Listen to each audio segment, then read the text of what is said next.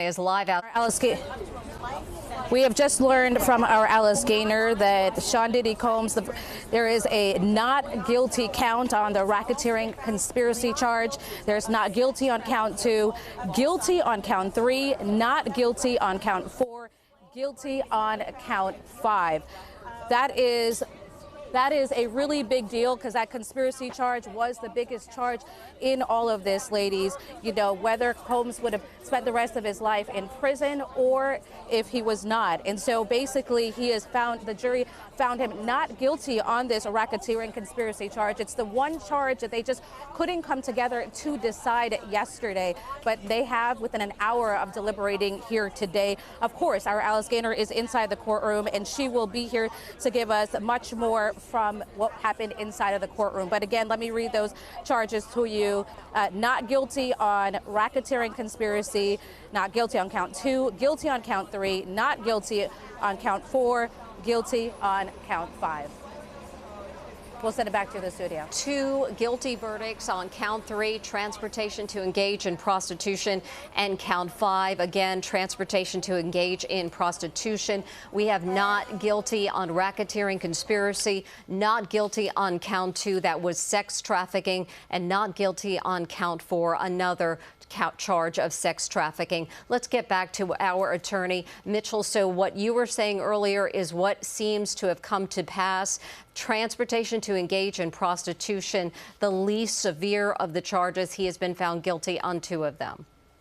Yes, so this is a great day for the defense and a very bad day for the prosecution.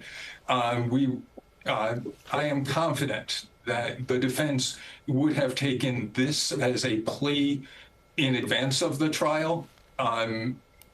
The sentence, the maximum sentence, which you should pay very little attention to because it will not be the sentence imposed, is 10 years. But I used to be a sex trafficking prosecutor. This Mann Act prosecution conviction, the sentence will be measured probably in months, not years.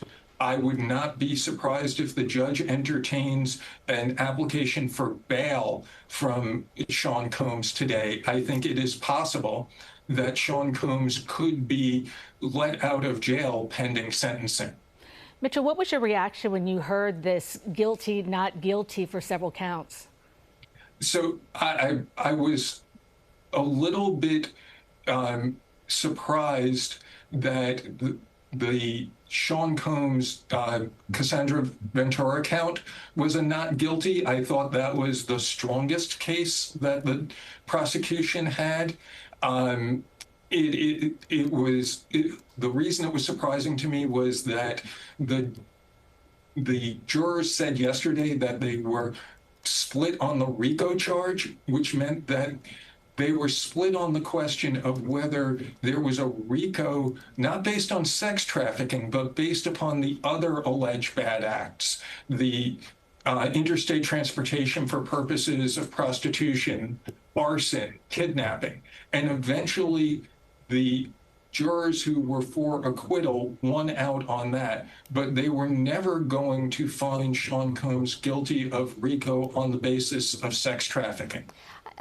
With your experience as prosecutor in sex trafficking, what do you think went wrong for the prosecution here now that we know he has been found not guilty on those sex trafficking charges? So the question from the beginning of this case was very simple. Were Cassandra Ventura and Mia victims or volunteers? And the prosecution had to prove that they were victims, at least at some point in time, beyond a reasonable doubt.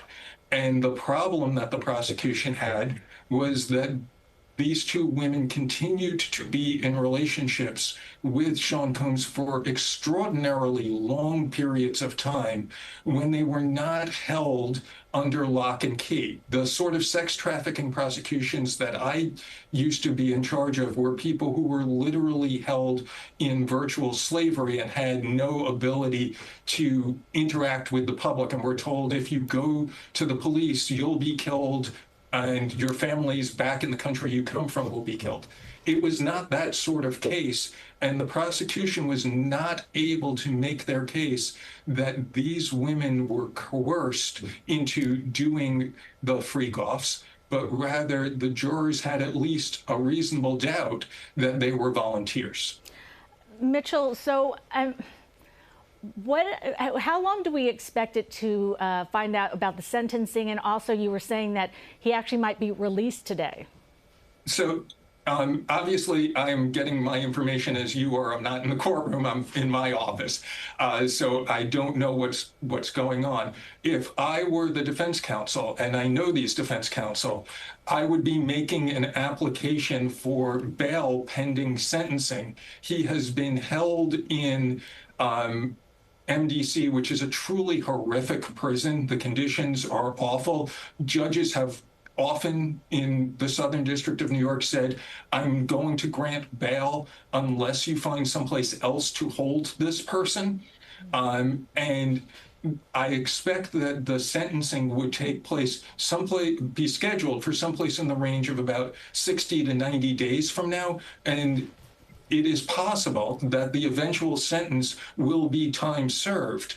And if so, the defense counsel will argue it would be a miscarriage of justice for the time served to be increased by even a single additional day awaiting the sentencing. And again, just to recap, racketeering, conspiracy, a not guilty verdict on that, on sex trafficking, not guilty on both counts. There is a guilty verdict on 2 counts of transportation to engage in prostitution.